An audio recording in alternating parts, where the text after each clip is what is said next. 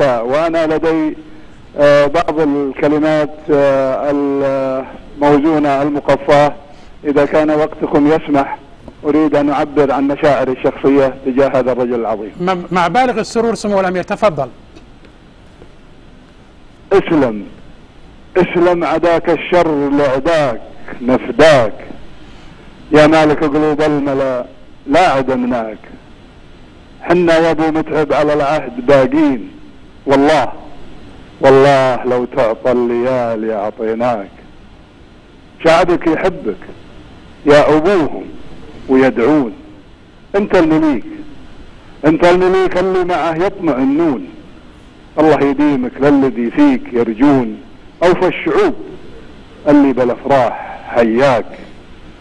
الله يعزك يا رفيع المقام، والله يعينك داعية للسلام، وان جا نهارا للمعارك كلامي، تضرب بسيفك والشجاعة سجاياك.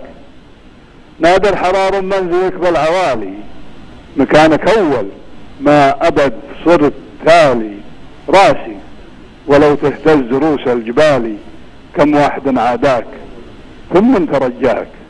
عمي وفاخر بك على رؤوس الاشهاد، ولا تنادى شاعر بك ولا زاد، الفعل والانجاز والناس شهاد، عسى ولي العرش بالخير يجزاك.